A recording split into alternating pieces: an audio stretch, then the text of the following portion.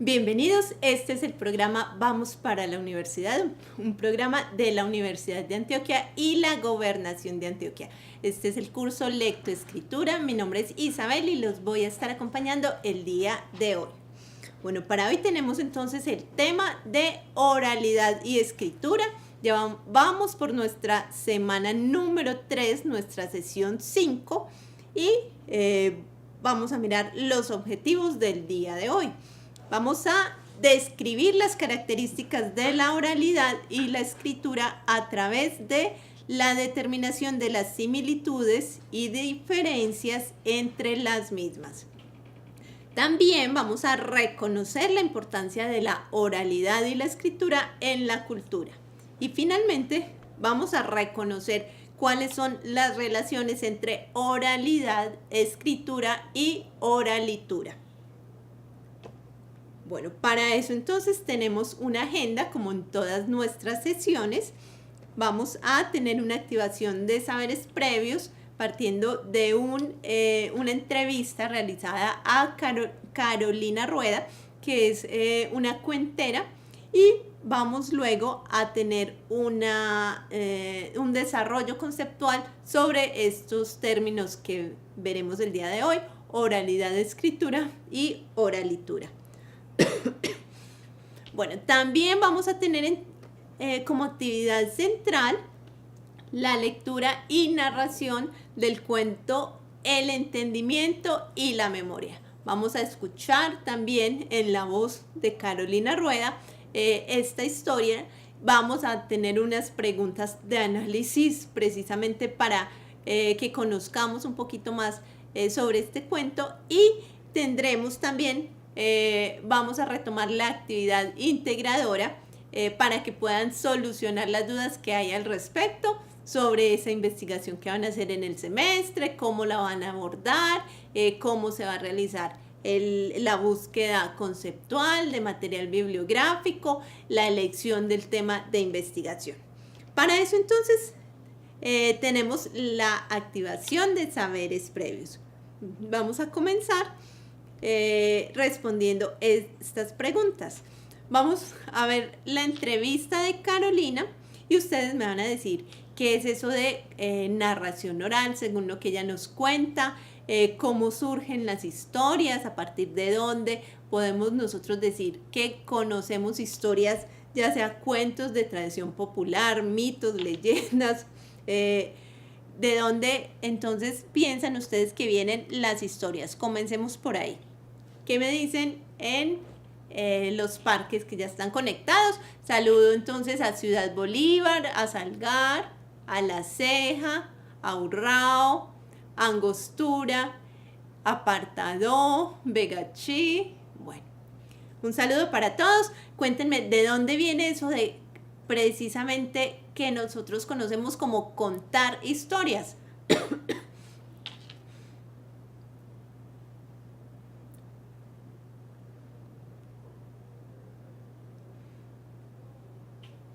Bueno, y están muy calladitos. ¿Qué me dicen en Salgar?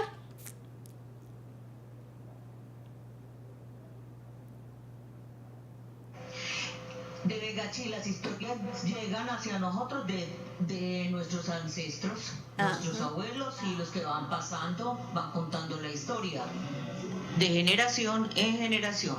Sí, entonces gran parte de la tradición narrativa que tenemos nosotros viene de ahí, de las historias de los ancestros, las historias de los abuelos, las historias de los pueblos también, cómo se van transmitiendo.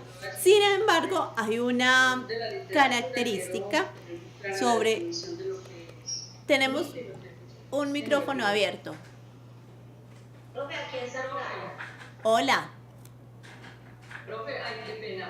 Profe, sería tan amable y nos dice la diferencia que hay entre mito y leyenda, que son bien diferentes entre otras cosas. Muchas gracias, profe. Listo. El mito básicamente habla de la creación de algo.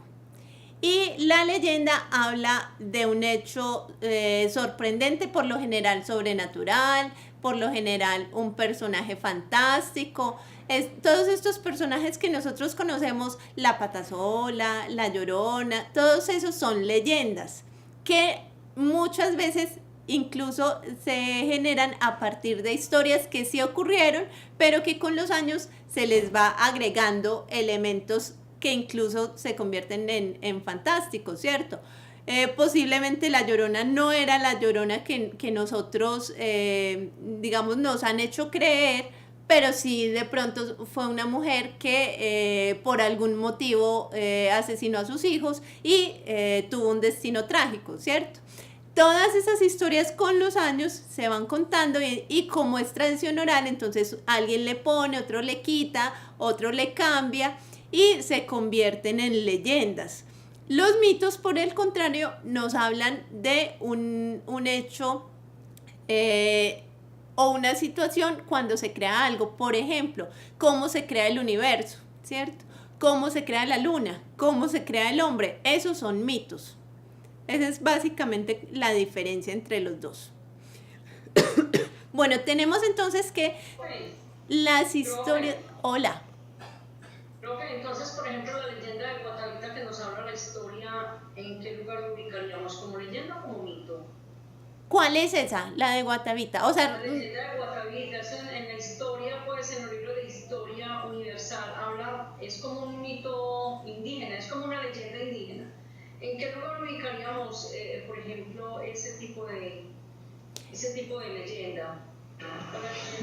No, mi niña, pero es que esa es una leyenda real, eso es algo real, que simplemente está pasando de generación en generación, porque no lo cuentan son los indígenas, no los cuentan las personas que nosotros creemos que no tienen el suficiente conocimiento lingüístico, aunque son realmente los que tienen todo el conocimiento. Bueno, y entonces, profe, ¿dónde ubicamos la tradición oral en los pueblos cuando se habla de los espantos, de aparecidos, de no sé qué? Ese cuento, ¿dónde lo montamos? ¿Cómo lo clasificamos? ¿El mito o leyenda, profe? Esas historias de espantos, aparecidos y personajes de ese tipo serían más tipo leyenda. Pero hay una cosa interesante en lo que nos dicen en Begachí. Los indígenas también tienen mitos y leyendas. Es más, nosotros por tradición, digamos, de estudio lingüístico, ubicamos primero a los indígenas como los mayores conocedores de los mitos y las leyendas. Y después eso se nos transmite culturalmente a nosotros. Incluso hay recopilación de textos literarios específicamente de estas historias indígenas muy interesantes. Sobre todo, a ver, que recuerde, yo he leído por ahí 3 libros de diferentes culturas colombianas que han sido recogidos y publicados precisamente para que nosotros conozcamos esas historias. Lo que pasa es que se me escapa en este momento los nombres de las culturas específicas. ¿Qué pasa con las historias? Digamos que hay una tradición oral que ha sido muy antigua, y a eso vamos aquí con la idea o el concepto que nosotros tenemos como cuento, como narración, como mito, se me pasó, como mito y como leyenda. Muchas de las historias que nosotros conocemos vienen de ahí. Por ejemplo, vamos a hacer un recuento histórico así rápidamente. Todas las historias que nosotros conocemos como la Ilíada, la Odisea, todos los mitos de los dioses griegos, de todos estos personajes de Perseo, de Edipo, de Electra, todas esas historias fueron primero de tradición oral y después se llevaron a la escritura. Historias, entonces, empezando por los griegos. Eran primero orales y después escritas. Por ejemplo, las historias de libros sagrados. para nosotros occidentales, cristianos, de una descendencia básicamente cristiana, tenemos los dos libros principales que son el Antiguo y el Nuevo Testamento. Primero eran figuras. Primero los hicimos en figuras, donde en cuevas ellos hacían sus pinturas, hacían todo lo demás, y después ya entonces pasamos a lo oral, y ya ahora lo estamos haciendo a lo escrito, y después estamos pasando a lo magnético. Ajá. Sí, digamos que la escritura viene mucho más antigua, y sí comenzamos con un lenguaje pictográfico y incluso a modo de jeroglíficos, pero yo ya vengo hablando como de la tradición lingüística que nosotros como lengua o como hablantes de la lengua española traemos, ¿cierto? Digamos, para nosotros el español se crea a partir del griego y el latín básicamente. Luego se le van sumando otras lenguas como el árabe, algunas lenguas indígenas, otros dialectos que se van mezclando. Pero para nosotros culturalmente la tradición más fuerte viene de los griegos. Incluso hay libros sagrados mucho más antiguos que la Biblia. Están, por ejemplo, en la India, tienen sus libros sagrados que están en sánscrito, son mucho más antiguos y digamos también es una cultura importante, pero no tenemos una influencia directa de ellos. Por ejemplo, ¿qué pasa con los libros de la Biblia? Fueron primero de tradición oral y se dice que la Biblia fue escrita en el siglo III. Hasta el siglo III no fue llevada precisamente al papel, ¿cierto? Entonces, a la escritura tradicional que nosotros conocemos. En esa época todavía no existía el papel como nosotros lo conocemos. Entonces, ¿qué pasa? Era también de tradición oral. Fueron historias que se fueron contando de generación en generación precisamente hasta que alguien vino a escribirlas. Tenemos luego las historias, por ejemplo, de la Edad Media, entonces historias de caballeros, historias fantásticas de castillos, de héroes, aparecen personajes como Juana de Arco, como Robin Hood, como los caballeros de la Mesa Redonda, y todas estas historias se van creando también dentro de la oralidad y luego son llevadas a la escritura.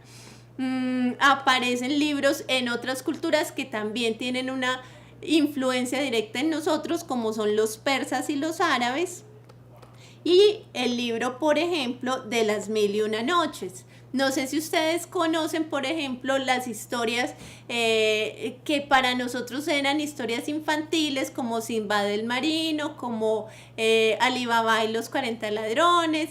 Todas estas historias son historias contenidas en las 1001 noches. Y que alguien dijo, están como bonitas, están apropiadas para los niños, porque hay historias también que son muy fuertes en este libro, y las empiezan a transmitir más como literatura infantil, pero vienen precisamente de allá. Luego aparecen las historias de viajes, entonces está, por ejemplo, Gulliver, Marco Polo, que son historias que en un principio eran diarios de viajeros, de marineros, que cuando llegaban a los puertos contaban sus historias. Estuvimos en un lugar donde las personas eran así, tenían estas costumbres, y se va volviendo también, se va creando como una leyenda a través de esas historias. Y lo mismo que decíamos ahora, alguien llega y le pone o le quita, entonces ellos hablan de unos personajes extraños y alguien dice, esos son gigantes, ¿cierto? Otro dice, esos son enanos. Y empiezan digamos, a recrear y a alimentar esas historias como leyendas. Aparece también un personaje muy interesante que eran los juglares en la Edad Media. Y los juglares estaban encargados de llevar la tradición oral, porque no, digamos, en ese momento la escritura y la lectura no era para todo el mundo, solo unas cuantas personas podían leer y escribir, Y los juglares entonces eran los que cantaban esas historias, las llevaban de pueblo en pueblo, incluso se llevaban mensajes.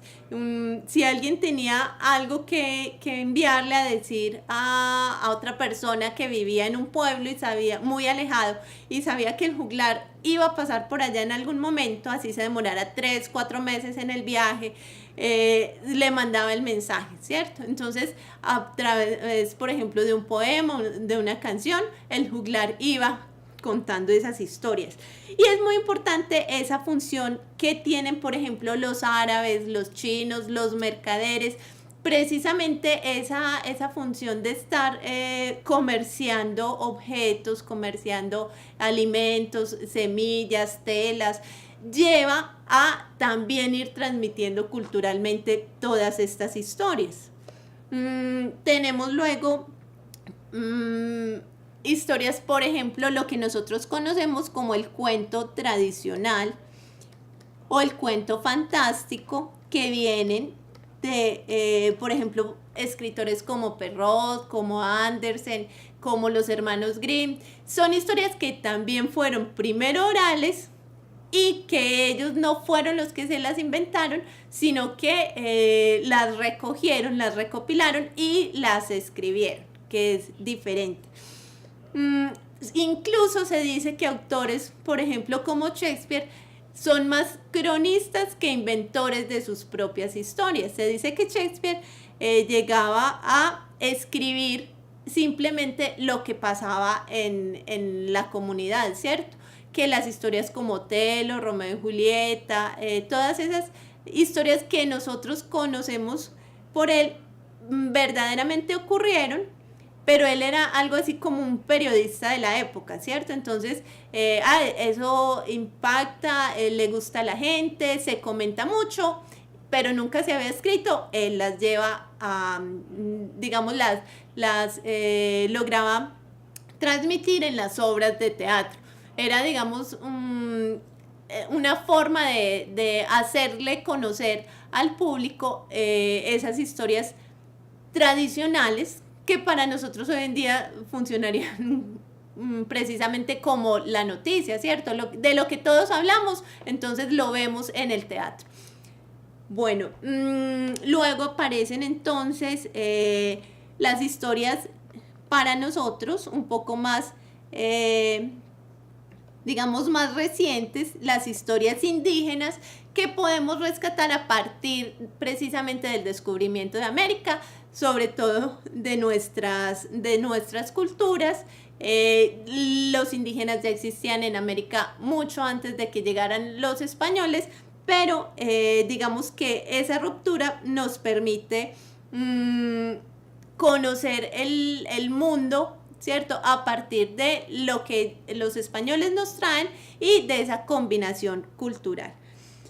Bueno, este es básicamente como la tradición de nuestra a partir de ese origen lingüístico y literario que nosotros traemos. Hay otras culturas, como les decía ahorita, que sí nos han influenciado con el pasar de los años, que se han mezclado con nosotros. Por ejemplo, las fábulas vienen precisamente de la India, de tradición oral de la India. Solo que nosotros con el pasar de los años las hemos ido adaptando, luego de la India pasaron a España y de España llegaron a América. Entonces, para nosotros digamos que se vuelve como en una cotidianidad del lenguaje, de la comunicación y de la oralidad.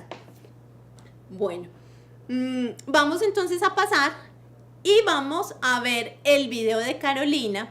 ¿Qué nos dice ella sobre ese asunto de la tradición oral? Porque es importante rescatar precisamente esa tradición, volver a las raíces de hablar, contarnos historias, comunicarnos a través de la palabra. Vamos a escuchar entonces la entrevista y volvemos luego a la presentación.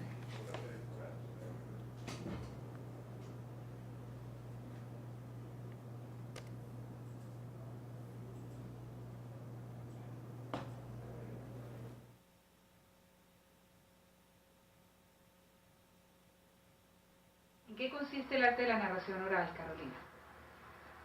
Consiste en un ejercicio de imaginación que es aquí y ahora con relatos. Es un oficio milenario en donde una persona relata a personas que están ahí y hace presente una historia que trae. Cuando dices un relato milenario... No, una tradición milenaria, ¿no? Desde el principio de los tiempos el ser humano se ha reunido para contar lo que había hecho o para contar lo que pensaba hacer. Entonces, en tanto eso, es una tradición milenaria. El relato en sí, lo que se cuenta, puede ser o de tradición o también puede estar nutrido en la literatura o en los propios hechos personales. Hay tanta tecnología y tanto medio masivo atropellando a la persona que la persona necesita regresar al encuentro con el otro directo. Y eso lo da la oralidad, la narración oral, por ejemplo. Este encuentro de tú a tú, de boca a oreja. Y eso es una necesidad espiritual del ser humano, que se sostiene, que encuentra maneras de readecuarse a cada época. En una época se hace de una manera, en otra época se hace de otra, pero siempre busca maneras de volver a encontrar el encuentro boca a oreja con el otro. Cuéntame ahora sobre el cuento que hemos escogido para esta antología, el cuento de El hombre y la mujer. El del entendimiento y la memoria. Ese cuento es un cuento de una estudiante mía, cuentera también, que se llama Hanna Cuenca, una cuentera de Bogotá, que se lo inventó, o sea, nunca lo ha escrito, solo lo empezó a construir, estuvimos trabajando un poco en la historia y finalmente quedó redondeado. Y pues yo le pedí autorización para contarlo, pues porque hay como una cierta ética entre los cuenteros que un cuento, digamos, de esta índole lo debe manejar el que lo trajo, ¿no? Y ella además era la cuentera inventora de la historia. Y me autorizó para contarlo y voy por el mundo contándolo y contándole a ella lo que pasa con la historia, que funciona prácticamente como un cuento de tradición oral, parece un cuento de sabiduría popular, pero no lo es, o sea, es un cuento muy bien entroncado dentro de la tradición oral, pero por supuesto, digamos que su mensaje es un mensaje muy contemporáneo, de mucho humor, muy picante, ¿no? Digamos que con un humor un poco traidor, ¿no? O sea, estás más, no esperas que vaya a pasar esto, y cuando pasa, por supuesto, la gente lo disfruta mucho, ¿no? Las mujeres, muchísimo, los hombres un poco... pero también lo disfrutan, ¿no? Es un cuento contundente, es un cuento lineal, claro, con imágenes además muy fáciles porque están en el recuerdo de todos, ¿no? O sea, seas de comunidad cristiana o no, la historia de Adán y Eva y el paraíso es una historia que todos hemos oído, por lo menos todo el mundo occidental la ha oído. Y pues con eso ya estás apelando a algo que está muy metido en tu cabeza, además de la infancia, porque eso no lo aprendes grande, lo aprendes cuando estabas niño. Entonces apenas haces la historia es muy fácil que tú tengas imágenes, de repente el paraíso, claro, en el lenguaje que se maneja, digamos, en mi versión de la historia, se vuelve un paraíso muy como si fuera una finca, ¿no? O sea, un lugar de recreo, un Dios que es un poco jefe de la finca, como patrón, ¿no? Tiene como una cosa que lo hace muy cercano, a pesar de ser un cuento aparentemente pues bíblico, lejano, distante, que revive sin mucho esfuerzo, ¿no? Y la historia es una historia que tiene secreto, tiene, ¿cómo decir? Tiene como sorpresa lo que dices tú, la sorpresa final, tiene una articulación perfecta, no tiene huecos, no faltan elementos por resolver, ¿no? Entonces, claro, cuando lo vi dije, este cuento, por favor, es supremamente contable, ¿no? Y tiene un efecto además contemporáneo con todas las tendencias feministas y todo esto.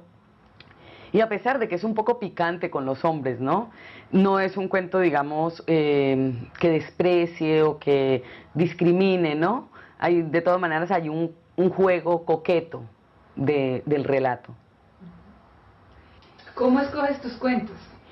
Así como te acabo de describir, por un impacto que no sabes de dónde es, a veces es muy afectivo, a veces muy intelectual, es como un enamoramiento a primera vista, ¿no? Pero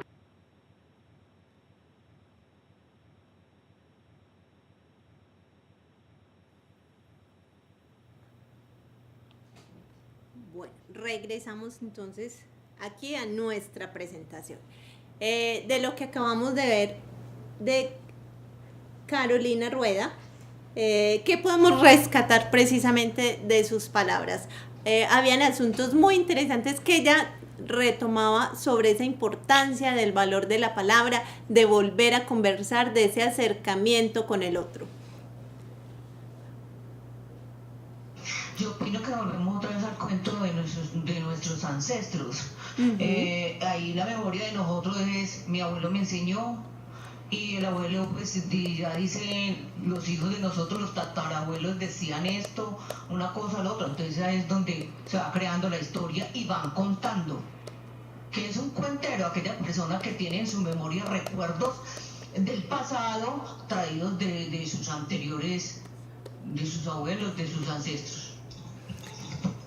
Muy bien, entonces me parece interesante eso que dices de la tradición y de transmitir, ¿cierto? Todo el tiempo estamos transmitiendo eso que nos contaron a nosotros, incluso nosotros transmitimos información sin darnos cuenta, las creencias que nosotros tenemos, las ideologías, incluso creencias de tipo religiosas, políticas, económicas, todo eso nos lo han infundado, nos lo han transmitido consciente o inconscientemente.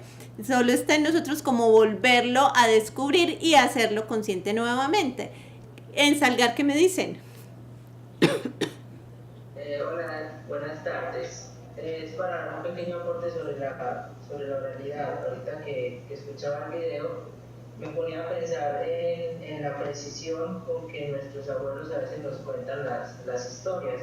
Pues en el caso de mi casa, mis abuelos no son estudiados, pero más sin embargo le cuentan a uno la historia, por ejemplo, de la Biblia, por ejemplo, del Arca de Noé, y todo esto con una precisión que yo me ponía a pensar ahorita y me quedaba asombrado. La contaban tal como estaba escrita en la Biblia, y tal vez sin nunca haber cogido este libro, sin nunca haberlo leído. Entonces es algo muy, muy maravilloso esto de la oralidad.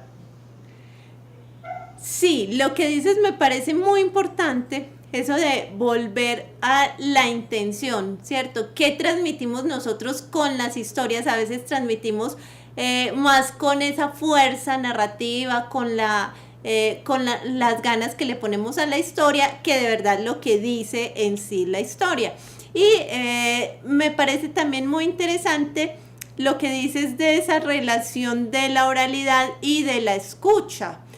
Muchos de nuestros abuelos incluso no hicieron más allá de una escuela primaria, ¿cierto? Entonces digamos que académicamente sus recursos eran limitados, sin embargo tenían un conocimiento muy amplio precisamente por la oralidad. A través de la oralidad entonces ellos transmitían conocimientos sobre todo, sobre las plantas, sobre lo que dices, casi que textual como habla la Biblia sin tener que haberla leído, simplemente porque la habían escuchado, porque se las habían contado, conocimientos de cómo trabajar la tierra, de cómo se curan los animales, un montón de cosas que para nosotros hoy en día es mucho más difícil aprender, así tengamos todos los recursos de internet, todos los libros, todas las personas especializadas en el tema.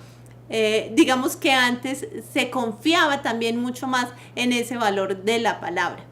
Hay un asunto también que me parece interesante que rescata Carolina, y es el espíritu. Ella dice es casi que una necesidad de nosotros, del espíritu, volver a esa oralidad, volver a escuchar el cuento, a comunicarnos esa relación entre voz y oído, ¿cierto? Y hay otros elementos importantes, el encuentro, por ejemplo. Y me recuerda algo a propósito ahorita del compañero que nos hacía la aclaración en Vegachí, de precisamente de dónde viene esa tradición de contar historias. Laura Esquivel tiene un ensayo muy interesante, en este momento se me escapa el título del libro en el que lo narra, pero ella luego de escribir Como agua para chocolate escribió unos ensayos sobre la cocina. Y hay uno muy interesante donde habla precisamente de esa importancia de reunirnos alrededor del fuego.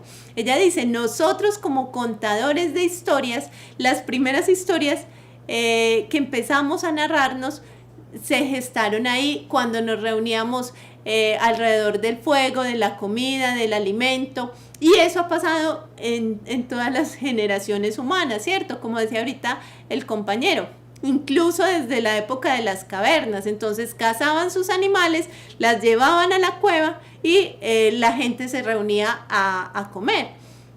Precisamente después, entonces, ese calor del fuego, de la cocina, va a permanecer, y incluso nosotros inconscientemente, un lugar donde nos reunamos a conversar espontáneamente es la cocina, ¿cierto? O a veces, por ejemplo, entre amigos decimos, ay, ¿cuándo salimos a tomarnos un café para conversar? ¿Cierto? Es precisamente esa necesidad de reunirnos alrededor de la palabra, pero también como del calor que nos genera ese encuentro. Bueno, vamos a pasar a nuestro desarrollo conceptual, y hoy tenemos entonces aquí un mapa o un cuadro que nos va a permitir diferenciar esa habilidad lingüística que nosotros llamamos el lenguaje verbal. Entonces se constituye básicamente por dos componentes que son la oralidad y la escritura. Se da primero la oralidad porque nosotros aprendemos primero por imitación a hablar, ¿cierto? Por convivencia, digamos por necesidad, y luego se da la escritura. Entonces primero se da la oralidad y después, bajo unas condiciones sociales, culturales, se da la escritura. La oralidad es entonces esa posibilidad que tenemos de emitir sonidos articulados que van generando palabras, frases, oraciones, y luego lo que nosotros llamamos como un discurso que es coherente, que es argumentativo, que es expresivo. Y la escritura es esa invención de signos gráficos que representan una realidad para nosotros. Ya veíamos en sesiones anteriores, por ejemplo, que la escritura venía también de esa asociación del objeto y el sonido. Y entonces nosotros podemos decir, es un trueno, ¿cierto? Y el trueno suena de esta manera. Hay entonces unas convenciones sociales, lingüísticas, que están representadas en la lengua o en el idioma. Y de ahí entonces se determina esas características especiales de la escritura y los componentes esenciales para escribir: la pragmática, la sintaxis, la semántica, la fonética, que vamos a tener que irlos desarrollando, a veces muy conscientemente, otras veces más de forma espontánea, y los vamos a ir diferenciando a medida que vamos aprendiendo precisamente esa lengua. Bueno, tenemos que la oralidad ha sido el sistema de comunicación más antiguo y de expresión también, digamos, más indispensable para el ser humano. La oralidad es lo que nos ha permitido transmitir conocimiento, transmitir cultura, transmitir tradiciones, aprender también cómo funciona el mundo, cómo funcionan las leyes que rigen el mundo, cómo nos integramos socialmente a una comunidad. Y hay sociedades que son ágrafas.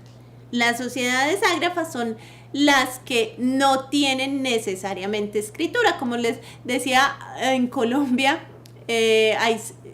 hablábamos de 65 lenguas indígenas en una clase pasada, y la mayoría de esas lenguas indígenas no son escritas, ¿cierto? Muchas de ellas ya se ha ido recopilando su tradición, muchas se ha ido contando a través de la lengua española, la que nosotros conocemos, pero hasta ahora digamos que los lingüistas han estado rescatando precisamente las lenguas originales y se están estudiando precisamente para ser escritas. Aquí en la Universidad de Antioquia ya hay varios proyectos al respecto. Aquí se celebra, por ejemplo, la semana de la lengua nativa, de la lengua tradicional indígena, y no solamente celebramos el español como lengua propia, porque también hay unas lenguas y unas tradiciones muy nuestras que hay que recuperar. Bueno, entonces precisamente esa literatura oral o ese conocimiento oral es lo que nos ha llevado a preservar esas tradiciones y esos mitos de generación en generación. Entonces tenemos que básicamente la oralidad nos permite integrarnos a una cultura, a una sociedad, a unas condiciones de vida, y la escritura depende necesariamente de la oralidad, ¿cierto? Entonces, podemos escribir cuando ya conocemos verbalmente la lengua, cuando conocemos o diferenciamos, ya sea porque escuchamos esa lengua, porque convivimos en ella. Bueno, la escritura, entonces decíamos que aparece un poco después. Bueno, la escritura también ha sido, digamos que un paradigma para la historia de la humanidad. Un paradigma para la historia de la humanidad, y que aparezca la escritura precisamente entonces rompe la historia en dos, ¿cierto? En un antes y en un después.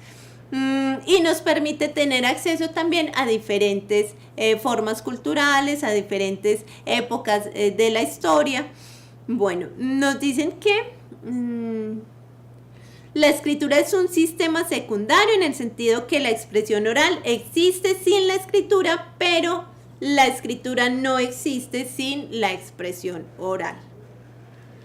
Bueno, tenemos que las culturas primitivas, que nosotros llamamos primitivas o indígenas, aquí, o indígenas, entonces han tenido una riqueza muy variada en cuanto a esa forma de escritura, digamos, no necesariamente todas las culturas indígenas han sido ágrafas, hay culturas muy desarrolladas que han tenido escritura, y lo vemos por ejemplo en los mayas, en los incas, en los aztecas tenían también escritura. Aztecas, me equivoqué. Bueno, aztecas, me equivoqué aquí escribiendo. Bueno, y cuando llegaron los españoles, entonces ya teníamos incluso escritura, teníamos todo un sistema ya desarrollado culturalmente. Incluso los mayas ya elaboraban cirugías complejas de cerebro, cirugías complejas de corazón abierto. Nosotros como cultura tardamos muchísimos años en llegar a ese nivel, pero también hay otras culturas que han sido muy antiguas y también tenían, digamos, un desarrollo importante. Están, por ejemplo, los egipcios, los chinos, tenemos también los persas, existieron también, hay otra cultura que se me pasa,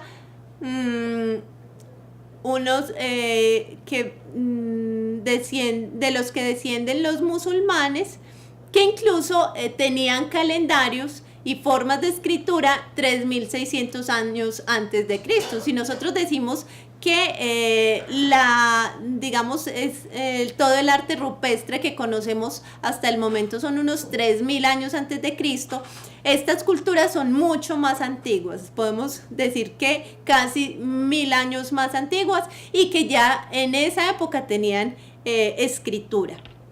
Entonces, todas estas culturas primitivas tenían como recursos la pictografía, los dibujos, signos geométricos o formas geométricas con que podían pintar, con que tallaban sus instrumentos, sus utensilios de cocina, su vestuario también.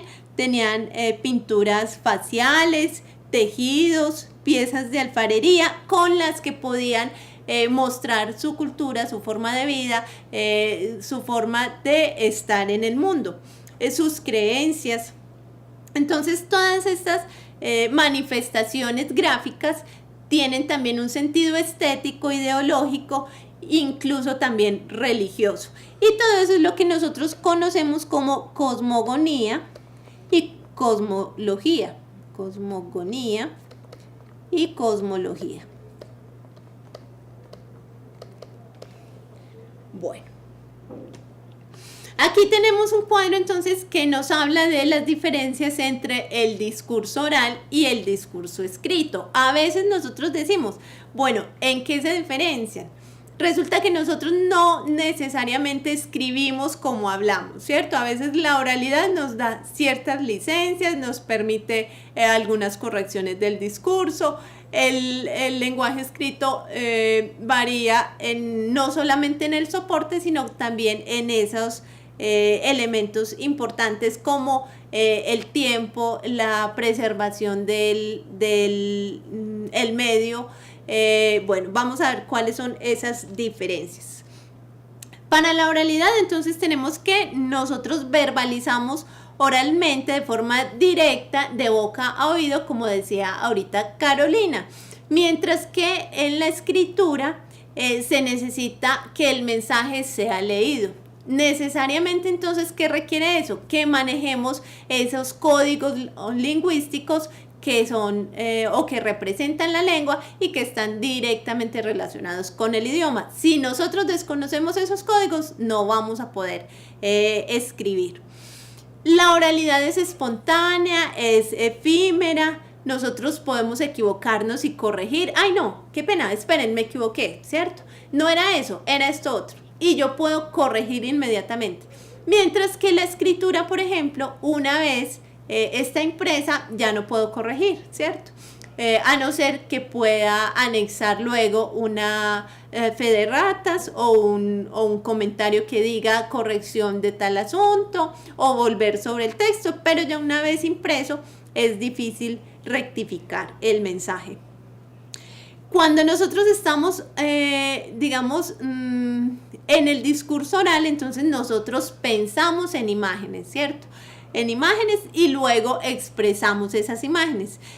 Para la escritura, entonces, nosotros podemos variar un poquito ese sentido. Nosotros podemos decir, ay, bueno, tengo una idea, pero ¿cómo la escribo, cierto? ¿Qué palabras voy a usar? ¿Cómo me permite pensar un poquito más la forma o variar el contenido o digamos, tener un tiempo más amplio para desarrollar la idea? Yo puedo tomar apuntes, luego puedo ir construyendo el texto, puedo tardarme varios días o semanas construyendo un texto, mientras que la oralidad es más inmediato. Para la escritura entonces se requiere un soporte, ¿cierto? Sea papel y lápiz, sea pantalla, sea un medio digital, pero vamos a necesitar un soporte, mientras que la oralidad entonces básicamente con la voz es suficiente. Bueno, nosotros cuando estamos hablando, cuando estamos oralizando o cuando estamos viendo a alguien que está emitiendo un discurso, podemos analizar a esa persona de acuerdo a las características que le observamos, ¿cierto? Entonces podemos decir, bueno, es que digamos, su contexto sociocultural me puede dar una idea de por qué tiene esa creencia, ¿cierto? Porque vive en cierto lugar, en cierta época, tiene un rango de edad o tiene una posición socioeconómica o un estado de ánimo que va a determinar eso que está diciendo. Mientras que la escritura, la relación es directamente entre lector y autor, ¿cierto? Entonces no necesariamente vamos a tener esos datos del autor. A veces sí los podemos consultar, otras veces no los podemos consultar. Algunas veces esos datos van a complementar la información que nosotros tenemos. Otras veces simplemente es el texto tal cual y no vamos a poder acceder a esa información. Entonces es una relación entre el texto, el autor, que no necesariamente está en mi propia línea de tiempo. O sea, yo puedo leer un autor de hace 200 años, de hace 100 años, de hace 50 años y decir, ay, es que este señor parece contemporáneo, ¿cierto? Parece que supiera o que viviera también en mi época, porque habla de lo mismo, porque me siento muy cercano a ese tema, porque siento que me está hablando a mí también, es que yo pienso lo mismo, es que yo he sentido eso, ¿cierto? Podemos entablar un diálogo entre lector y autor sin necesidad de estar directamente en el mismo tiempo. Hola, Ensalgar. Sí, hay algo que me parece a mí muy mágico de la escritura, y es que es lo que dice usted, que las ideas sean permanentes en el tiempo.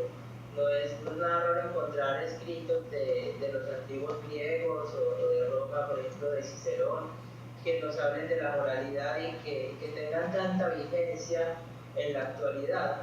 Pareciera que nosotros, los seres humanos, no aprendiéramos de esos escritores, de esos sabios.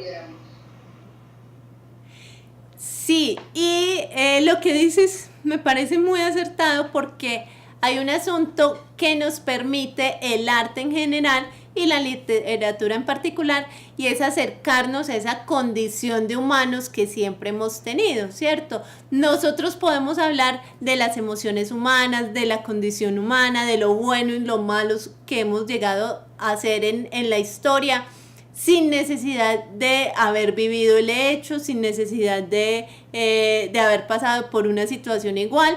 Podemos sentir compasión, podemos sentir tristeza o alegría por algo que leemos, precisamente por eso, porque nos acercamos al otro, o el otro con su texto se acerca a esa experiencia que yo he vivido, que yo también he sentido de alguna forma, sin ser directamente la misma situación, ¿cierto?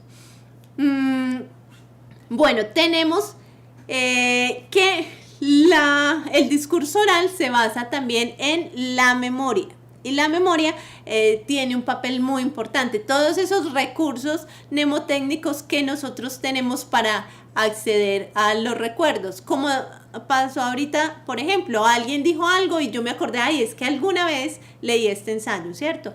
Es que yo recuerdo tal historia que me contaron cuando era niña. Es que para mí la tradición oral es una escena que recuerdo muy particularmente, ¿cierto? Entonces nosotros tenemos una serie de recursos que la memoria nos permite traer a colación a partir también de los sentimientos, de las emociones, de la experiencia personal.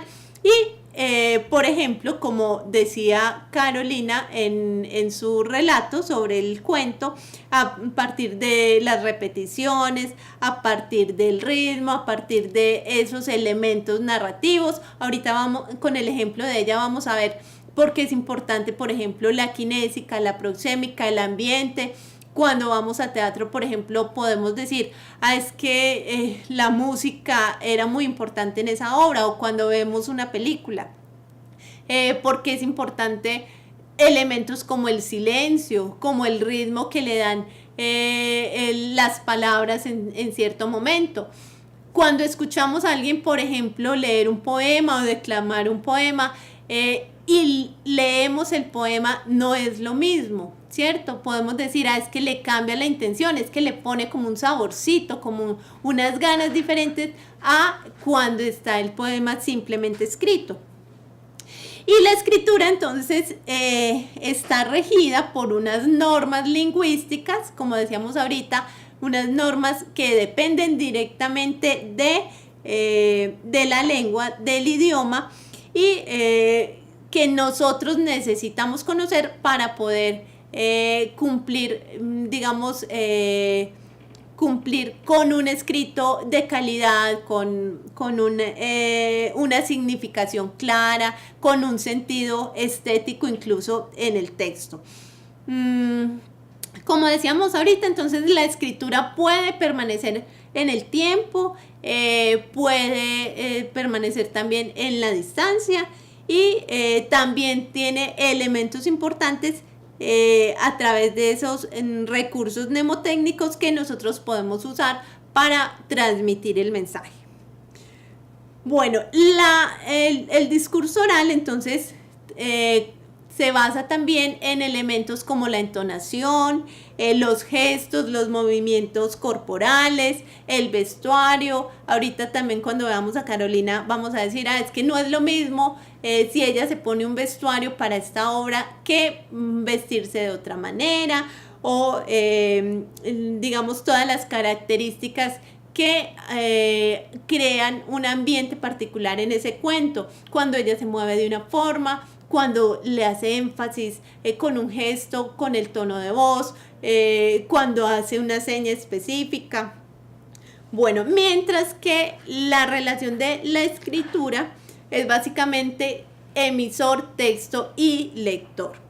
Como no tenemos directamente al emisor o al autor en esa relación directa, entonces tenemos que, digamos,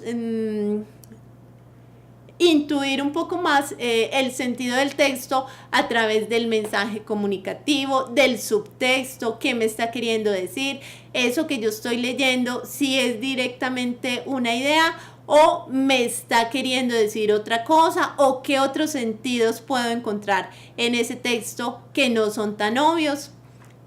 En la ceja, ¿nos van a decir algo? ¿Me estaban levantando la mano? No. Listo.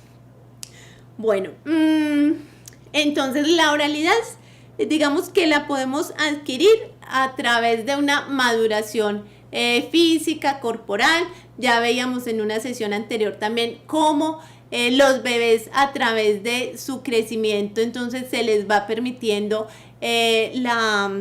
la laringe va permitiendo esa emisión de sonidos, de balbuceos, luego de palabras y finalmente entonces oraciones. El discurso escrito entonces depende también de un desarrollo un poco más complejo y que tarda un poco más en darse. Ya a los 5 o 6 años nosotros podemos aprender a escribir, a hacer formas, a rayar. Vamos diferenciando el espacio, vamos diferenciando las formas, vamos uniendo formas. Es que yo he visto que si hago bolitas y palitos, entonces para mí eso quiere decir un texto. Vamos leyendo primero imágenes antes que palabras. Y también es importante entonces cómo esa escucha nos va a permitir llegar al texto escrito. Bueno, vamos a pasar entonces a las características de la tradición oral. Y tenemos entonces que la tradición oral, como decíamos ahora, es un conjunto de testimonios del pasado que se transmiten de boca en boca y de generación en generación.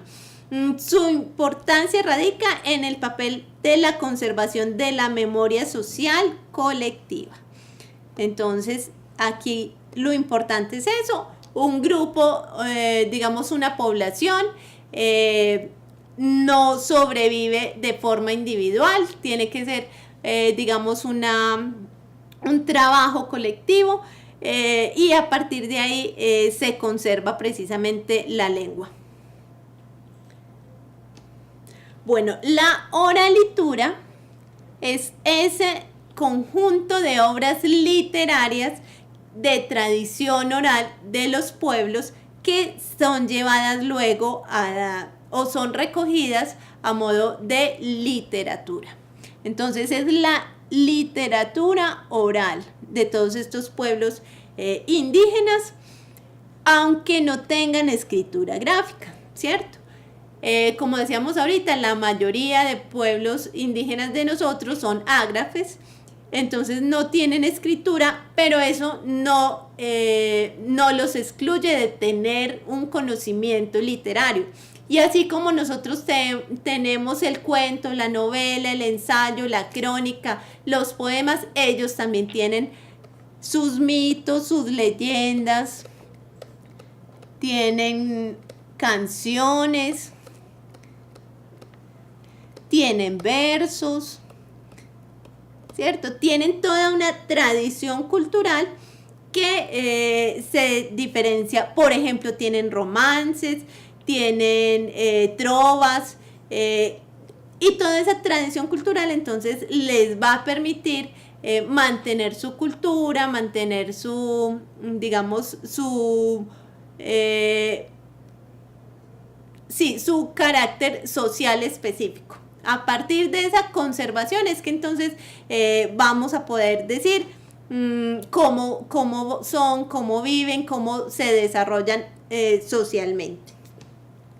Bueno, vamos entonces a escuchar el cuento de El entendimiento y la memoria de Hannah Cuenca en la voz de Carolina Rueda. Pero antes de escuchar a Carolina, yo voy a leer un fragmento del cuento y luego vamos a escucharla para que podamos hacer la diferencia. Ustedes me van a decir cuáles son esas diferencias entre ambos cuentos y cuál se hace mucho más entretenido, por qué es más interesante uno que otro, qué notamos en uno que no tenga el otro.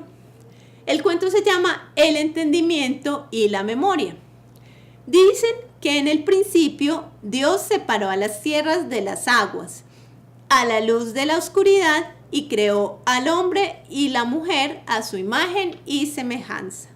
El hombre quería entenderlo todo y se la pasaba mirando cómo cambiaban los climas, por qué corrían los hilos de agua y cómo se armaban las piedras.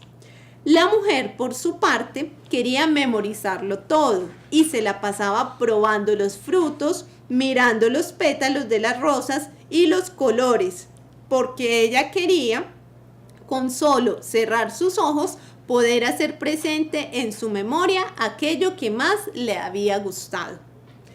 Pero Dios empezó a notar que la ambición de aquellas criaturas ponía en peligro su creación, ya que hombre y mujer no se contentaban, por ejemplo, con ver pasar a unos animalitos que brincaban, comían zanahorias y unas hojas verdecitas, llamadas tréboles, y los bautizaron conejitos. Y después no solo los bautizaron, sino que los atrapaban, y después no solo los atrapaban, sino que los acariciaban.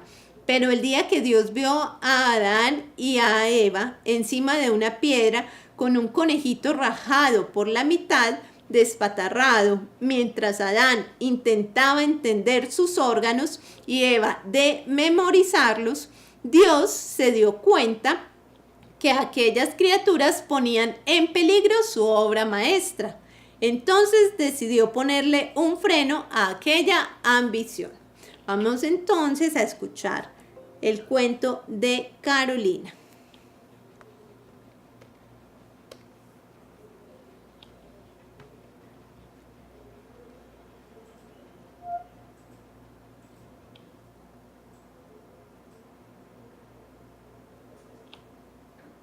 ¿Es Neider?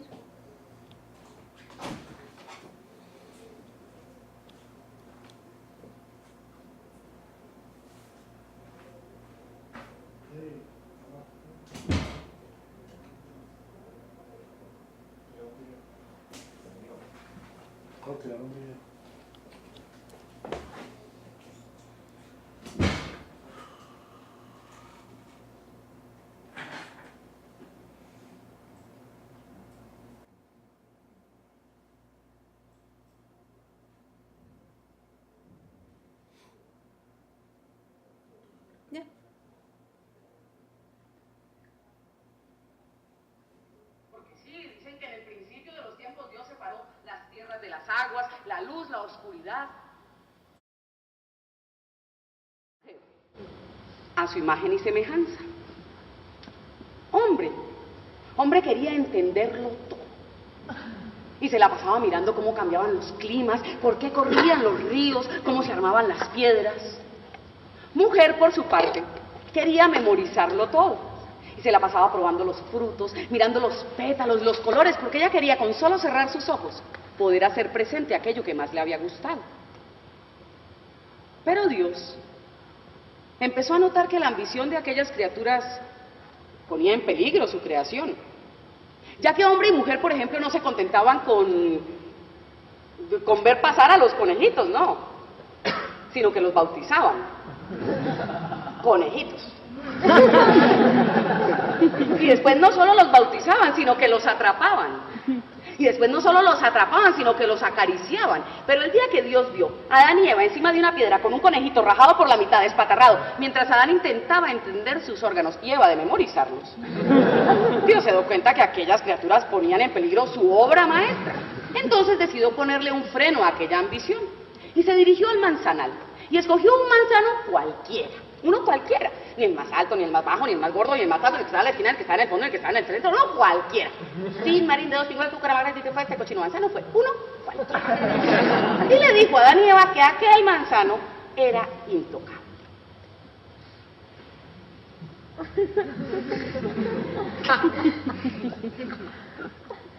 Bueno, ni qué decir que el gigantesco jardín del Edén se redujo a darle la vuelta al manzanal. Y después a darle la vuelta a la zona del manzano. Y no tardó el día que mientras el uno vigilaba el manzano, el otro dormía, y luego este vigilaba y el otro dormía. Y un día en que estaban los dos mirando el manzano, esperando no se sabe qué, apareció una serpiente de tierra caliente. Se deslizó por el tronco del manzano, llegó donde estaba la manzana más rojita, la que parecía a punto de venirse abajo, abrió sus fauces y ¡ñam! Se le empieza a escurrir hasta el juguete. Y empiezan a caer aquellas gotitas, 1, 2, 3, 4. No alcanza a caer la cuarta gota en el suelo antes de que Adán, desesperado, se sube en el árbol, agarra una de las manzanas y cuando ya la va a morder Eva de abajo le dice: "Momentico, y somos iguales, mordemos a la vez". Se baja mano cruzada contra mano, boca a boca, la manzana en la mitad y ¡ñam! Dieron aquel mordisco y empezaron a sentir ese trocito dulce, suave, que se deslizaba a sus estómagos y no alcanzó a llegar al estómago antes de que se desatara la discusión. ¿Que quién era el dueño del manzano? ¿Que quién se va a encargar de bajarlas? ¿Que quién de empacarlas? ¿Que quién de distribuirlas nacional e internacionalmente? Y estaban en esa discusión cuando bajó el ángel del cielo, que traía un mensaje de Dios. Y Dios los mandaba a castigar. Pero no solamente expulsándolos del jardín del Edén, no, sino quitándole a cada cual lo que para cada cual era más preciado. Al hombre le quitó el entendimiento y le dejó la memoria, y a la mujer le quitó la memoria y le dejó el entendimiento. Por eso es que desde ese día los hombres van por el mundo recordándolo todo, pero sin entender nada. Las mujeres vamos por el mundo sin recordar nada. Por eso fue que nos comimos el puentecito de la costilla. Pero eso sí, entendiéndolo todo.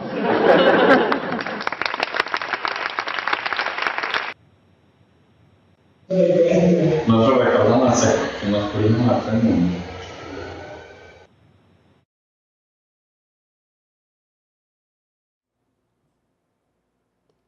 Profe de Vegachi, es que mira, cuando nos leíste es tan diferente lo leído a lo contado. Porque en lo leído pues no describes cómo era la manzana, como está contando Carolina, cómo eran las expresiones del cuerpo. Necesita una creatividad, un cuentero enorme para poder que la gente le crea y le ponga atención. Nos riamos a la diferencia tuya que leíste y no. Exactamente, entonces hay una intención primero que le pone Carolina, que obviamente yo no le puse en la lectura, ¿cierto?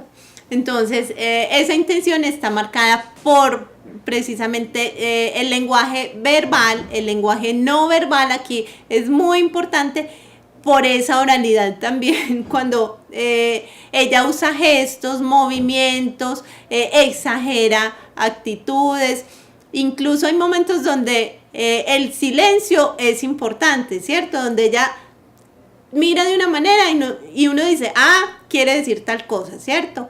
O simplemente hace un movimiento con la mano, o hace alusión a algo con el cuerpo. Es muy importante eso. El valor agregado precisamente de la narración es esa emotividad que nosotros no necesariamente le ponemos al texto leído, ¿cierto?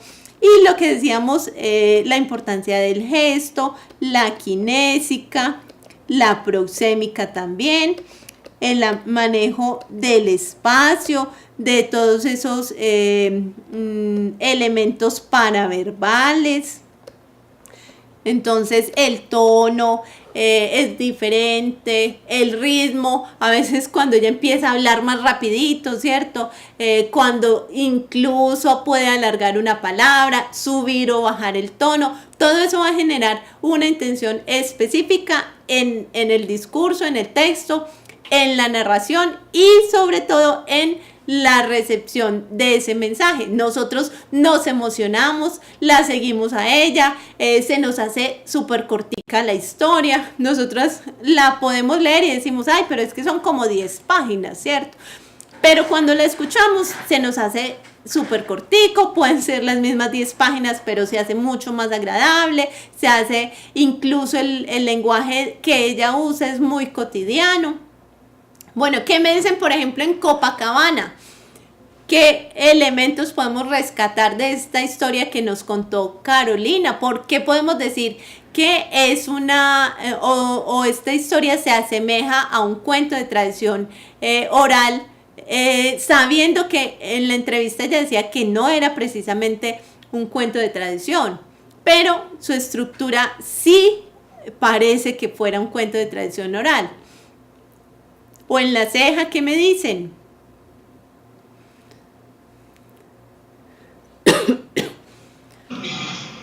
Profe Megachín. Hola. A mí me parece que de lo escrito a lo contado, por eso es que a los niños se le empieza el hábito a la lectura contándole los cuentos antes de dormir. Entonces, yo creo que la mente humana recopila mejor en el cuento que leyendo. Si nosotros somos por costumbre seres más orales, ¿cierto? Antes de ser lectores somos necesariamente escuchas y orales. Entonces sí, a los niños se les llega muy fácil a la lectura, incluso un niño aprende a leer mucho más rápido cuando se le cuentan historias, cuando está acostumbrado a escuchar, cuando está acostumbrado a tener ese contacto directo con el libro, a leer imágenes, a pasar las páginas, a seguir la lectura cuando nosotros lo sentamos al lado y le vamos mostrando, aquí dice esto, ¿cierto? Cuando nosotros también le ponemos esa intención especial en la lectura. Por supuesto que eso va a ayudar a que el niño sea un buen lector luego. ¿Qué me dicen, por ejemplo, en Urrao o en Angostura? Están muy calladitos.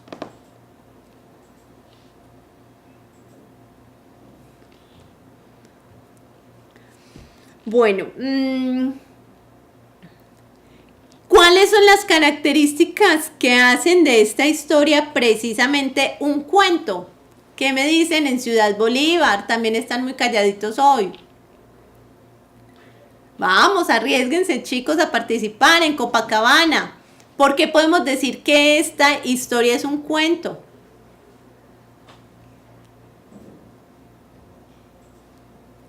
En Salgar, hola. En Salgar y luego Copacabana. Hola. Listo, profe.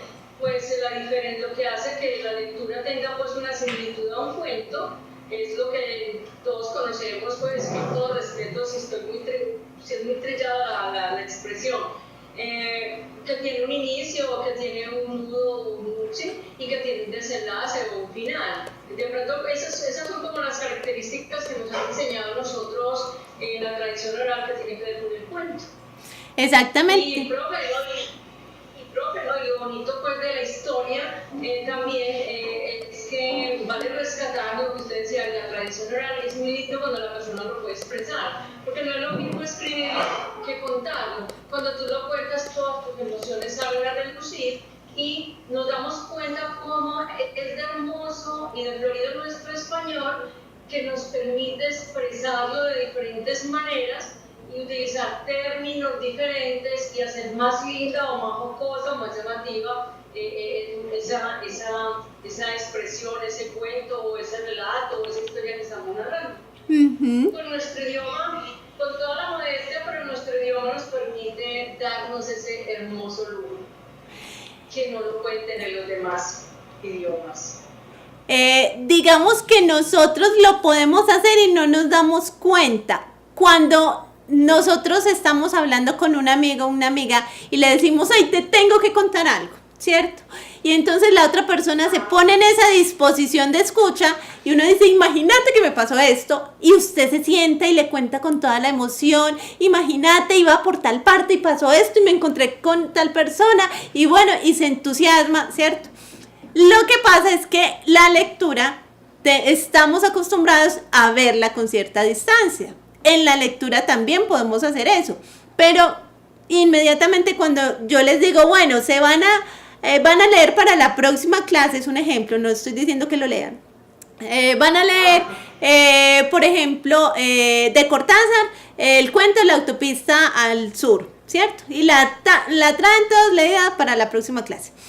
Entonces usted se va para la biblioteca y usted va a decir, es que tengo que leer esto, ¿cierto? Y usted ya pone una distancia con el texto, ¿cierto? Y digamos que como es un texto que, aunque sea cuento, es para hacer la tarea, ¿cierto? Entonces usted dice, lo voy a leer con esa intención.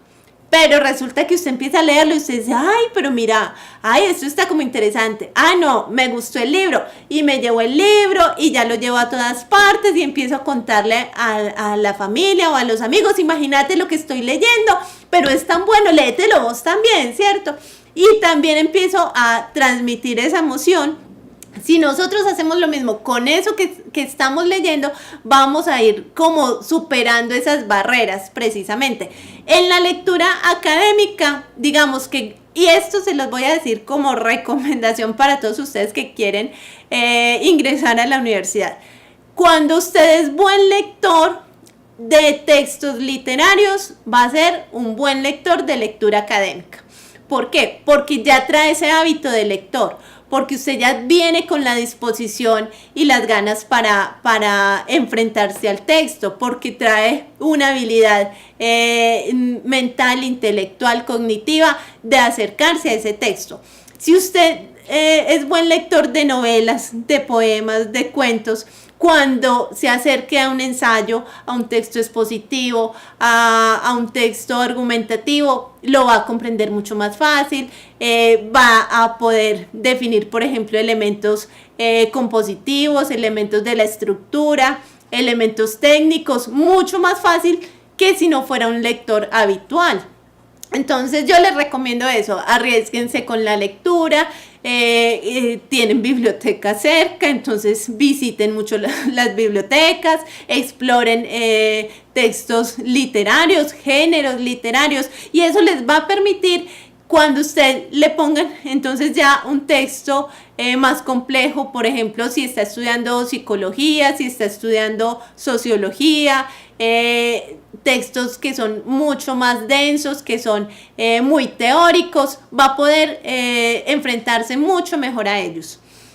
Bueno, nos decían que entonces es importante esa estructura tradicional que nosotros conocemos como inicio, nudo y desenlace en el cuento, y que eso se ve precisamente en esta historia. En Copacabana nos quieren decir algo. Hola, chicos.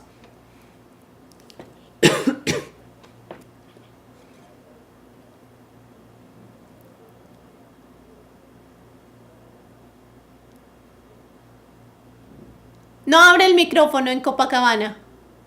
Bueno, tienen como dificultades con el micrófono, no les está funcionando.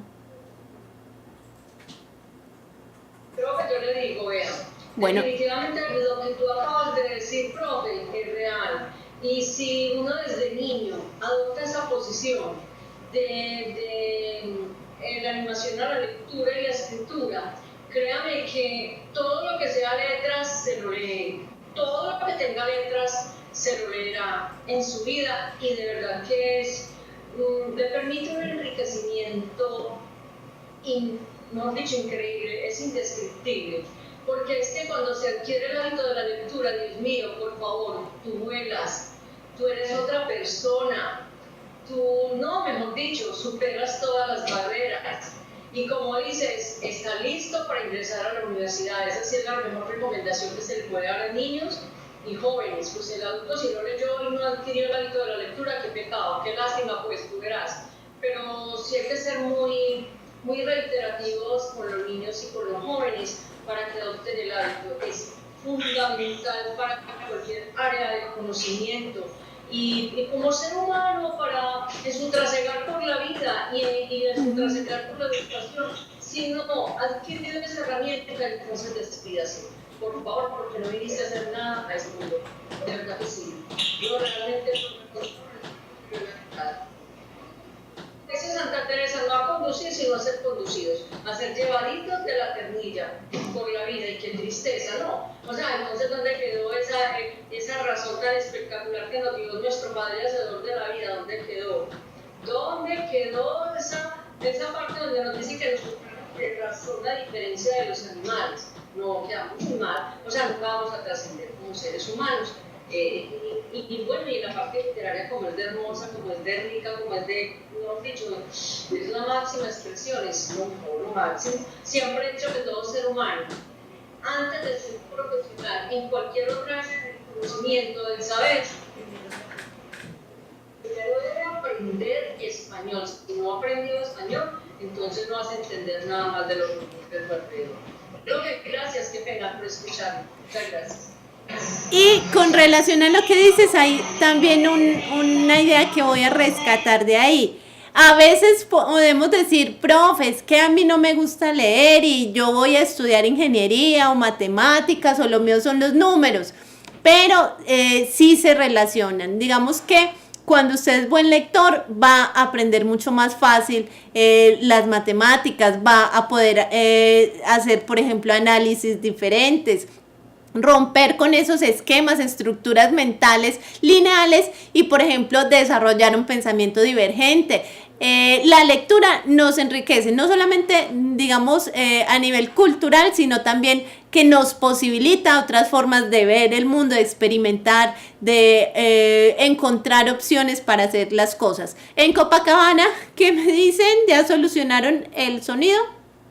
Nada, bueno. Tienen que revisar entonces qué pasa con el sonido. ¿En la ceja nos van a decir algo? Sí, profe, hola. Hola. Yo quería comentarle algo. Por ejemplo, yo no soy buena lectora, yo me considero una persona de que se me dificulta mucho para entender lo que leo, ¿cierto? Pero cuando es oral, cuando escucho, cuando me leen o cuando veo un video, lo comprendo más que leyendo. Entonces, en esa parte no sé cómo, yo sé que ustedes nos dicen mucho que leamos, que sigamos leyendo. Yo he tratado de hacer eso, pero yo misma veo de que no he avanzado mucho, ¿sí? Lo otro es que cuando los padres de nosotros estudiaron, ellos no tenían tantos libros. Yo me imagino que les enseñaban más que todas las cosas eran orales. Y cuando mi papá o los tíos cuentan cosas de la Biblia, de sociales, de los mapas, de las cordilleras, ellos se acuerdan mucho más que nosotros. Entonces pienso que la parte oral sí se recuerda mucho más que la parte de lectura. Entonces no sé de qué otra forma, aparte de leer, puedo avanzar más para poder entenderlo.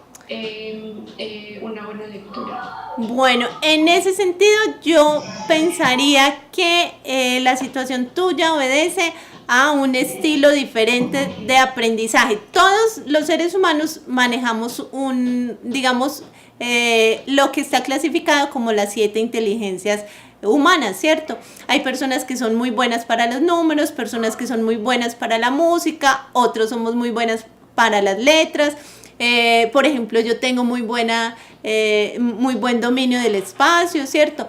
Pero hay personas que no lo tienen. Y hay personas que son muy auditivas. Entonces, por lo que noto, en tu caso, se me ocurre que eres más auditiva, ¿cierto? Por ejemplo, yo para aprenderme algo tengo que verlo o tengo que leerlo porque yo soy visual. En tu caso, entonces, eres más auditiva, entonces aprendes más fácil por el oído. Y podrías ensayar, por ejemplo, usando los lectores de texto, escuchar el texto leído, ¿cierto?, en vez de leerlo directamente tú. Aunque puedes ensaya con uno de los ejercicios de la clase, de los documentos que tenemos en PDF. Los lectores sirven para PDF y ensaya siguiendo la lectura, pero la vas escuchando. Y vas a notar la diferencia precisamente, porque la vas viendo, ¿cierto? Es una forma como de obligarte a seguir la lectura ahí, pero como eres auditiva, entonces vas a captar más el mensaje por ese lado. En Salgar, nuestro compañero nos va a dar un aporte. Él obviamente conoce muy bien cómo funcionan los lectores, pero también tiene esa capacidad diferente de aprender y de captar el mensaje de otra forma diferente a como lo hacemos nosotros como lectores tradicionales. Cuéntame. Sí, así es, profe y la compañera de la sede y los demás compañeros que nos están escuchando.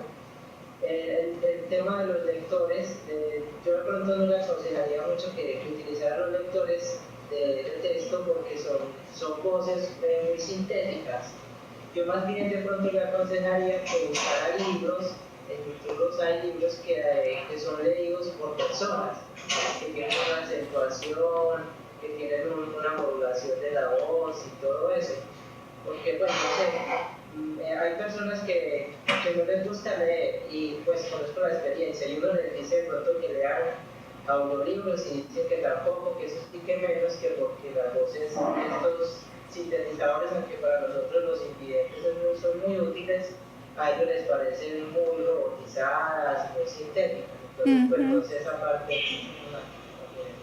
cómo se podría manejar. Sí, lo que dices con relación a los lectores, yo por ejemplo he escuchado lectores que son muy robotizados porque leen incluso, por ejemplo, los puntos, ¿cierto? Punto, coma, espacio, y eso se hace muy cansón en la lectura, uno le pierde como el ritmo a la lectura, pero también últimamente he escuchado otros que omiten la puntuación y digamos, están leyendo y hacen la pausa en el punto sin necesidad de decir punto, ¿cierto? Ya son de alguna forma mucho más amenos para escuchar. Pero sí, los audiolibros, en el caso de la compañera, le funcionaría muy bien cuando es literatura. Digamos, cuando son textos técnicos o los textos que estamos dejando como complemento de la clase, que es necesario acercarse ya al texto directamente o leerlo con un compañero, ¿cierto? Y escuchar cuando el otro me lee en voz alta. Para ella podría funcionar en ese sentido. ¿Nos iban a decir algo más en Salgar? Habías levantado la mano. Pero ya se me escapa. No, pues para decirle a la compañera de que el ejercicio de la lectura es como cualquier otra profesión. Que si lo haces, si te motivas a hacerlo, vas descubriendo como esa magia que tiene la lectura y ese encuentro con el autor o con los personajes del libro y en la medida que lo va haciendo se va volviendo una profesión que puede llegar a llamarle la atención y amarla como cualquier otro tipo de actividad o acción que ella quiera desarrollar. Pero de verdad, pues sí vale la pena que lo intente porque es muy importante en su trasera por la vida. No lo podemos culpar porque estamos en una era donde todo es tecnología, ¿cierto? Todo es tan técnico. Pero vale la pena intentarlo, es muy bonito. Y que las cosas tampoco, cuando desconocemos de pronto todo ese aporte que nos puede dar la lectura, ese mundo tan maravilloso, no podemos enamorarnos de ellas si no intentamos llegar a ella. Toca meternos en el cuento. Y bueno, y unido a lo que decía la profe, que tenemos textos como apoyo en una plataforma muy importante traer a colación la aplicación de los signos de puntuación, porque si los aplicamos bien vamos a entender lo que leemos. Si otra persona nos lee y aplica también bien los signos de puntuación, pues vamos a tener también ese entendimiento, ese conocimiento, y posiblemente nos va a llamar también más la atención la lectura.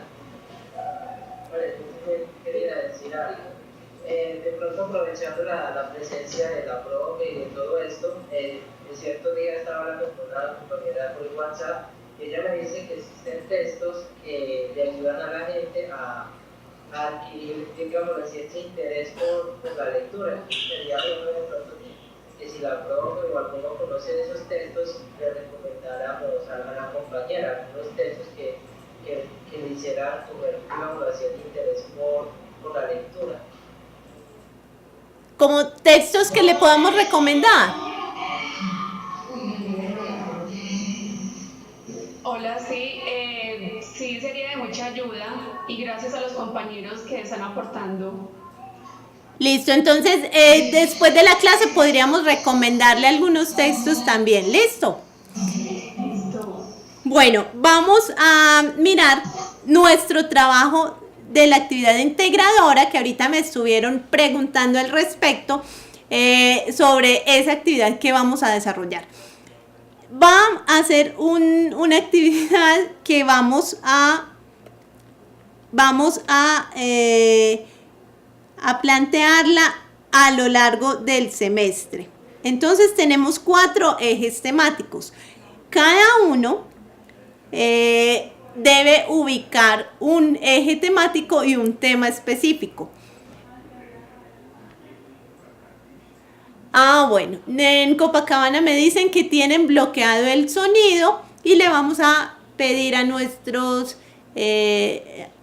soporte técnico qué puede hacer al respecto. ¿Cómo podrían en Copacabana solucionarles esa dificultad con el sonido? Entonces, tenemos 4 ejes temáticos: vida, estilos de vida saludable, educación ambiental, educación sexual, convivencia y derechos humanos.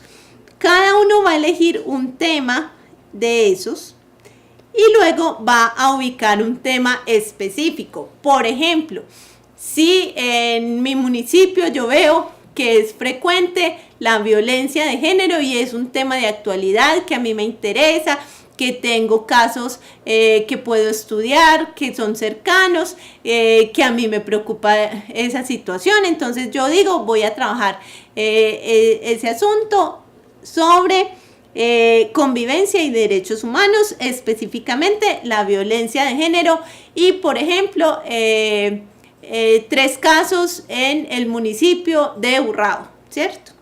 Ahí ya tengo un tema general que se ha vuelto particular y que lo delimito en un espacio específico en mi municipio. Vamos a revisar el banco de lecturas. Yo les sugiero que lo revisen para que tengan una idea de cuáles son los tipos de textos que podemos usar para las consultas. Aunque vamos a tener en la próxima clase una guía sobre cómo consultar en bibliotecas, en internet, cómo seleccionar mejor el material. Entonces, en el banco de lecturas ya les da un acercamiento a esas temáticas.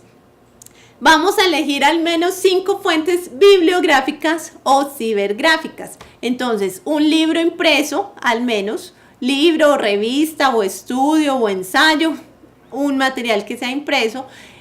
Podemos buscar películas, documentales, artículos de revista, noticias, crónicas, reportajes. Todo tipo de textos son válidos para la investigación. Vamos a hacer una pregunta relacionada con el tema, pero vamos a evitar las preguntas literales. ¿Cuáles son las preguntas literales? ¿Qué es eso? ¿Cierto? Me está preguntando solo por el concepto. ¿Dónde queda tal cosa? Es una pregunta literal. Cuando yo pregunto, por ejemplo, ¿cuáles son los personajes del cuento que nos narró Carolina? Es una pregunta literal. Cuando yo hago preguntas que me permitan un análisis de la situación, un cuestionamiento, una pregunta crítica, voy a ampliar mucho más esa investigación. ¿Qué implicaciones tiene? ¿Cuáles son las posibles consecuencias? ¿Qué se deriva de esta problemática, digamos, a nivel social? ¿Cómo influye la situación de una mujer maltratada en la educación de sus hijos? Una serie de situaciones que se pueden derivar simplemente de ese caso que yo conozco. Vamos a hacer el listado de fuentes consultadas y a poner un resumen, una síntesis que puede ser 1 o 2 parrafitos de esas fuentes y la pregunta básicamente en eso consiste el trabajo de investigación. En la entrega número 1 en Salgar, ¿me van a preguntar algo?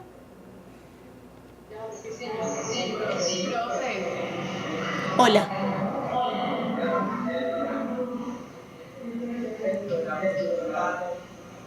Una fuente impresa, pues en mi caso no sé, yo no cuento con libros en el sistema de braille, todo el material con el que yo es magnético, entonces no sé esa parte cómo la podríamos solucionar. Bueno, no entendí muy bien la pregunta.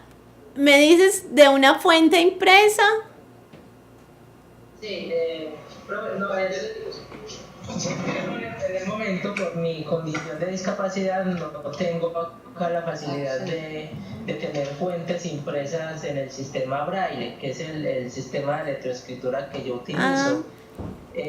Lo que yo manejo son todas las fuentes magnéticas. Tengo libros en PDF y puedo acceder a internet y consultar. Entonces, no sé si de pronto me podría de pronto cambiarlo de la fuente impresa por otro tipo de fuente, o de pronto ¿qué me podría recomendar para este caso? Sí, puedes usar internet, PDFs, libros también que puedes descargar de internet.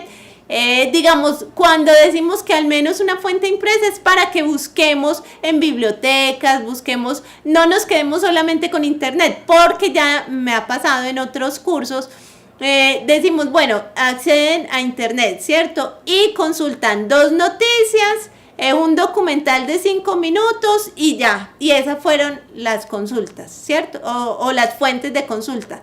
Pero en internet hay mucho material, ¿cierto? Podemos buscar bases de datos, podemos buscar páginas oficiales que trabajen la problemática, podemos buscar casos para hacer comparaciones. Bueno, ¿y cómo se trabaja ese asunto de derechos humanos aquí en Colombia? Pero ¿cómo se trabaja en Argentina? ¿Cómo se vive eso en México? ¿Qué políticas hay en Finlandia? ¿Qué problemática hay similar en China? ¿Cierto? Y hacer comparaciones culturales, eso también es importante.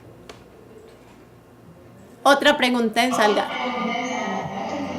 Profe, digamos que dicen entrega 1, conformar equipos de máximo 3 estudiantes. Ese trabajo lo podemos hacer en equipos, pues qué pena, discúlpeme, pero la pregunta. No, este es, máximo 3 estudiantes. Sí, este es individual.